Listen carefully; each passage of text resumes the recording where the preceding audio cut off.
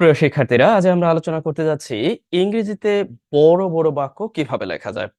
এই জন্য আমরা 5টি ব্যাপারকে গুরুত্ব দিব।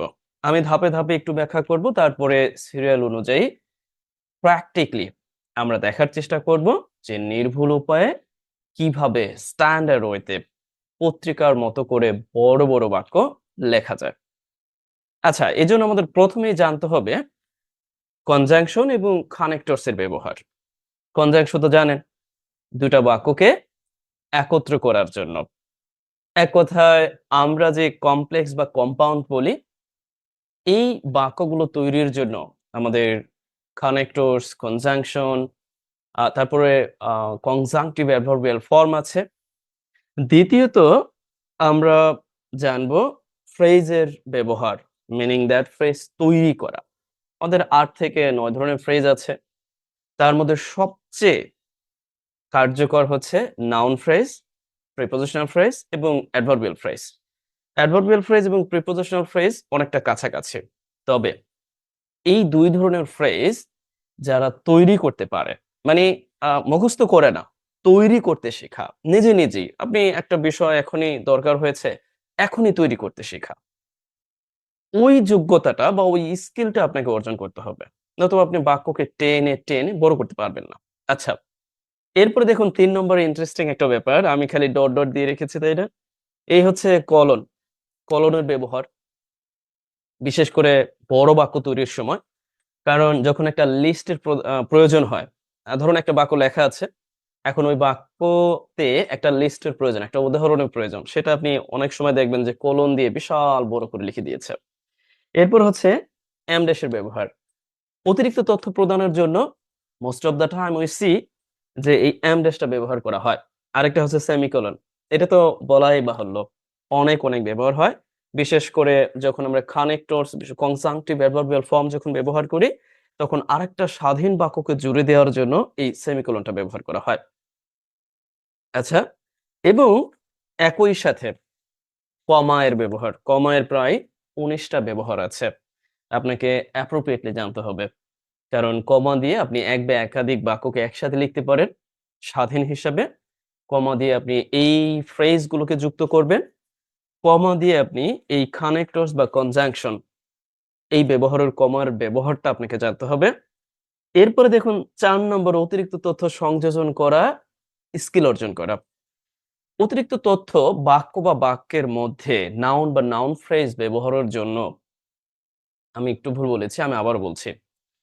আ বাক্যে ব্যবহৃত পুরো একটি বাক্যকে নির্দেশ করতে অথবা বাক্যের মাঝে নাউন বা নাউন ফ্রেজকে নির্দেশ করতে আমরা যে অতিরিক্ত তথ্য সংযোজন করি, this is called যে অতিরিক্ত তথ্য সংযোজন করা। এটা বেশ কয়েকভাবে করা যায়। এজন্য আপনাকে জানতে হবে, সব তো আর এখানে দেওয়া যায় না। আপনাকে জানতে হবে বিশেষ করে আ অ্যাডজেক্টিভ ক্লজ এর ব্যবহার, নাউন ক্লজ এর ব্যবহার। তবে নাউন ক্লজ না, অ্যাডজেক্টিভ ক্লজ এর ব্যবহারটা বেশি জানতে হবে। অ্যাপোজিটিভ এর ব্যবহার জানতে হবে। তারপরে সবচেয়ে আমি বেশি ব্যবহার করি পার্সোনালি, আমার যেকোনো লেখায় দেখবেন। তা হলো প্রেজেন্ট পার্টিসিপল, পাস্ট পার্টিসিপল, হ্যাঁ, এই ২ টাই। তার মানে পার্টিসিপল এর ব্যবহারটা আপনাকে জানতে হবে। আমাদের ৪ টা ধাপ ইতিমধ্যে হয়ে গেল। একটু যদিও তড়িৎ গতিতে গিয়েছি, অনেকের কাছে একটু দুর্বোধ্য মনে হতে পারে। আমরা প্র্যাকটিক্যালি দেখব। আশা করছি শেষ পর্যন্ত সাথেই থাকবেন। ও, আপনাকে সাথে থাকতেই হবে। যেহেতু আপনি রেকর্ডেড কোর্সে আছেন। আচ্ছা। ও, এটা আপনি ফ্রি অফ চার্জ এর সোশ্যাল মিডিয়াও দেখতে পাবেন। টপিক চুজ করে প্রতিদিন লেখার অভ্যাস করে তোলা। এই যে যত বকবক করলাম না, তার মধ্যে এইটা হচ্ছে সবচেয়ে জরুরি। মানে আপনি সবই শিখলেন, কিন্তু একটা টপিক চুজও করলেন না, আর লেখার জন্য সিদ্ধান্ত নিলেন না। তার মানে আপনার এই ভিডিও দেখা, আমার বক্তব্য শোনা, এই যে এগুলো যে আমি বললাম, কোনো মূল্য নাই। সব যেটাকে আমরা বলি যে go in vain, meaning that বিফলে চলে যাবে। আচ্ছা, এখন আসুন আমরা একটু প্র্যাকটিক্যালি দেখি। যেহেতু ১ম ক্লাস, আমরা একটু সংক্ষিপ্তই করার চেষ্টা করব introductory পার্টের অংশ হিসাবে। এরপরে ধারাবাহিকতায় আপনি প্রত্যেকটি ক্লাস সাজানো পাবেন। লক্ষ্য করুন আজকের ক্লাসের কতগুলো প্রিসেশন, কিভাবে স্ট্যান্ডার্ড লেভেলে পত্রিকার মতো করে লেখা যায়, master class on free hand English writing. অনেক বড় বড় বাক্য কিভাবে লেখা যায়। প্রথমে লক্ষ্য করুন, আমাদের এখানে বিশাল একটি বাক্য আছে। এখানে কিন্তু বেশ কয়েকটি অংশ। এই যে আমি আপনাদেরকে এখানে কি দেখাইছি, দেখুন তো দেখা যাচ্ছে কি? আচ্ছা, আমি বলেছিলাম এখানে এই কনজাংশনের ব্যবহারটা জানতে। লক্ষ্য করুন, এখানে এই যে কনজাংশন কিন্তু আছে। এরপর আমি বলেছিলাম আপনি অতিরিক্ত তথ্য সংযোজনের জন্য এইটা শিখবেন, যেটা আপনাকে অ্যাডজেক্টিভ ক্লজ অথবা প্রেজেন্ট পার্টিসিপলের সাহায্যে দিতে হবে। দেখুন, এই যে যা, এই অংশটা আপনাকে অ্যাডজেক্টিভ ক্লজের সাহায্যে তৈরি করতে হবে। তার মানে দুইটা ব্যাপার এখানে চলে আসলো। আচ্ছা, আরেকটি ব্যাপার হলো, পুরো অংশটাই এখানে সাবজেক্টের মতো করে বসেছে, যেটা আমি বলেছি আপনাকে যে ফ্রেজ তৈরি করা শিখতে হবে, যেটা এটার মধ্যে পড়েছে। ফ্রেজ তৈরি করা 2 নম্বরে পড়েছে। এখন এই ফ্রেজ তৈরি করাটা আপনাকে জানতে হবে। এই যে যে ডক্টর মোহাম্মদ ইউনূস নেতৃত্বাধীন ছাত্র জনতা পরিচালিত অন্তর্বর্তীকালীন সরকার, একসাথে লিখতে হবে। এখানে কিন্তু একটা অংশ। এখন বলতে পারেন, ধুর ছাই, এত বড় সাবজেক্ট হয় নাকি? সাবজেক্ট তো হয়ে বসছে। এটাকে নাউন ফ্রেজ আকারে লিখতে হবে, অথবা আপনি অ্যাডজেক্টিভ ক্লজের সাহায্যেও অতিরিক্ত তথ্য দিয়ে এই সাবজেক্টটা তৈরি করতে পারবেন। আমরা বরং আলোচনায় যাই। এখানে জাস্ট আমি একেবারে আপনাদের যেটাকে বলে যে রিয়েল ওয়ার্ল্ড এক্সপেরিয়েন্সের ভিত্তিতে দেখাই দিয়েছি। চলুন আমরা এখন শুরু করি। প্রথমত আমাদের এই নাউন ফ্রেজটি তৈরি করতে হবে সাবজেক্টের জায়গায় বসানোর জন্য। এই জন্য আমরা কম্পাউন্ড অ্যাডজেক্টিভের সাহায্য নিয়ে একটি নাউন ফ্রেজ তৈরি করব। এখন কম্পাউন্ড অ্যাডজেক্টিভ কি, সেজন্য আপনাকে আমাদের পূর্ববর্তী যে ক্লাসগুলো আছে অলরেডি রেকর্ডেড তা দেখতে হবে। কম্পাউন্ড অ্যাডজেক্টিভ কিভাবে নাউন ফ্রেজের সাহায্যে তৈরি করা যায়। আচ্ছা, ভুল বলেছি, আবার বলছি। কম্পাউন্ড অ্যাডজেক্টিভ দিয়ে কিভাবে নাউন ফ্রেজ তৈরি করা যায়, সেই বিষয়গুলো সুস্পষ্টভাবে আমরা পূর্ববর্তী ভিডিওগুলো অধ্যায় ভিত্তিক আলোচনা করেছি। তারপরে এখানে আবারও দেখিয়ে দিচ্ছি। প্রথমত, ডক্টর মোহাম্মদ ইউনূস কর্তৃক বা নেতৃত্বাধীন ছাত্র জনতা পরিচালিত অন্তর্বর্তীকালীন সরকার। আমি যদি আপনাকে প্রশ্ন করি, এই পদক্ষেপ নেওয়ার চেষ্টা কে করেছিল? আপনি নিঃসন্দেহে উত্তর দিবেন অন্তর্বর্তীকালীন সরকার। এখন এই অন্তর্বর্তীকালীন সরকার সম্পর্কে আরো বেশ কিছু কথা বলা হয়েছে, যেটা ছিল ডক্টর মোহাম্মদ ইউনূসের নেতৃত্বাধীন, মানে তার অধীনে।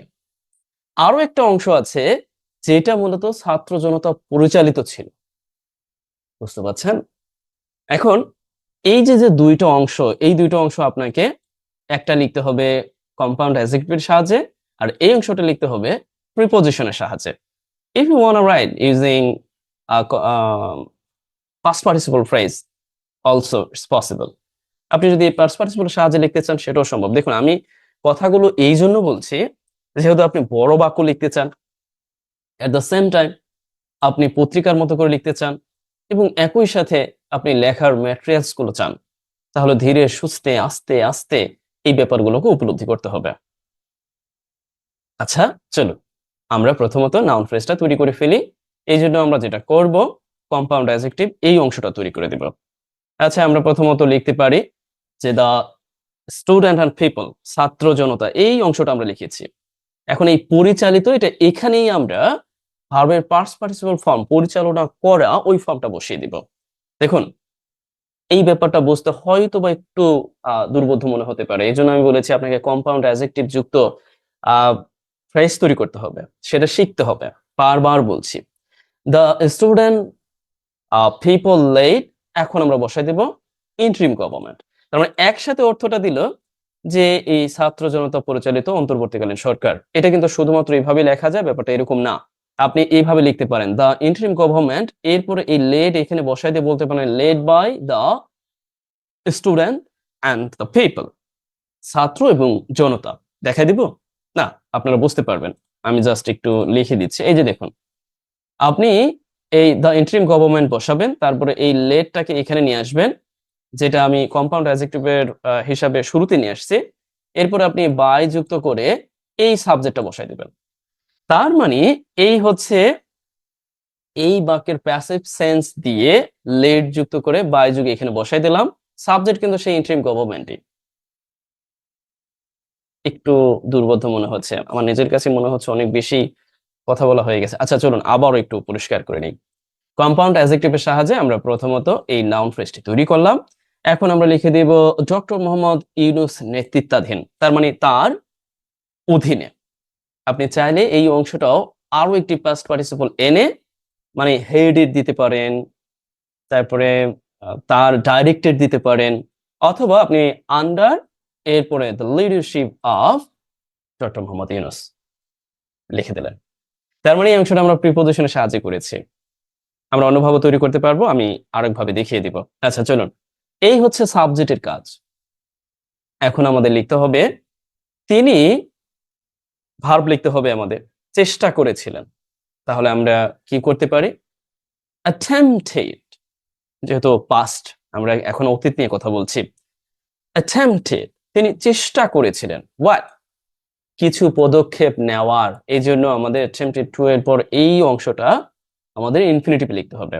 attempted to, take, নেওয়া, নেওয়া অর্থে আমরা এই কিছু পদক্ষেপকে এখানে বসিয়ে দিব take several measures, অথবা আপনি বলতে পারেন some strategic decision, অথবা আপনি বলতে পারেন some moves or whatever, আপনি আপনার প্রয়োজন মতো এখানে বসাবেন। এখন এইটা কেন তিনি নিয়েছিলেন জনসেবাকে কার্যকর এবং জনগণের জন্য উপযোগী করতে। এই অংশটাকে বলা হয় মূলত অ্যাডভার্বিয়াল ফ্রেজ অফ রিজন। যদি বলা হয় কেন নিয়েছিলেন, তাহলে আপনি উত্তরটা পাবেন অ্যাডভার্বিয়াল ফ্রেজ অফ রিজন। আমি বলেছিলাম ফ্রেজ তৈরি করা শিখতে হবে, আর সেখানে আমি বলেছিলাম যে অ্যাডভার্বিয়াল ফ্রেজ এবং প্রিপোজিশনাল ফ্রেজ তৈরি করা শিখতে হবে। এখনো যদি আমি আপনাকে এই ফ্রেজটা তৈরি করে শেখাতে চাই জিরো লেভেল থেকে, ইট উইল বি কি বলবো যে টু মাচ ডিফিকাল্ট, মানে এটা এটা অনেক বেশি কঠিন হবে। এখন শেখানো সম্ভব না, ইতিমধ্যে শিখিয়েছি, জাস্ট আমি লিখে দিব। আমরা ইনফিনিটিভ সহযোগে এখানে একটা ফ্রেজ তৈরি করব, টু মেক, এরপরে অবজেক্ট আকারে জনসেবা এবং এই অংশটা বসাই দিব। আমরা এখন বলতে পারি যে পাবলিক সার্ভিস, জনসেবাকে কি উপযোগী করতে, সে অর্থে আমরা বলে দিতে পারি ইফেক্টিভ এবং জনগণের, মানে জনগণ জনগণ অনেক অনেক সময় আমরা বলি না যে জনবান্ধব। আচ্ছা, এই বিষয়টা আর কি আমি এখানে একটু ভুল লিখেছি, আমি জনবান্ধব বললে আরো সুন্দর হতো। Effective and people oriented or citizen oriented, জনবান্ধব, or you can write here and people friendly, কেমন? আচ্ছা, এখন কেউ বলতে পারেন টু মেক এর পরে, হ্যাঁ আমরা মেক কে এমন ভাবে ব্যবহার করতে পারি, এরপরে অবজেক্ট এনে প্রাসঙ্গিকতা ক্রমে আমরা পরবর্তীতে অ্যাডজেক্টিভ ব্যবহার করতে পারি, যেটা এইরকম বোঝায় যে কোনো কিছুকে উপযোগী করা, ভালো করা, হতাশ করা, অনেক কিছু দেওয়া যায়। আচ্ছা, পরবর্তীতে আমাদের একটা কাজ হয়েছে, কোন কাজটা? এই পর্যন্ত হয়েছে। এখন আমাদের লিখতে হবে কিন্তু, যেটা আপনাকে আমি বলেছি এই কনজাংশনের সাহায্যে নিতে হবে। এখন কনজাংশন যখন আপনি ব্যবহার করবেন to make a independent sentences, definitely you have to use comma. Already I've added here. এখন আমরা বাট ব্যবহার করব। সফল হয়নি, আপনি চাইলে সরাসরি এখানে ভার্বটা লিখে দিতে পারেন। সফল হয়নি বলতে নেগেটিভ সেন্সও লিখতে পারেন, আবারও যদি চান যে সফল না হওয়ার মানে ব্যর্থ হয়েছে, সরাসরি আপনি ফেইলডও বসাই দিতে পারেন।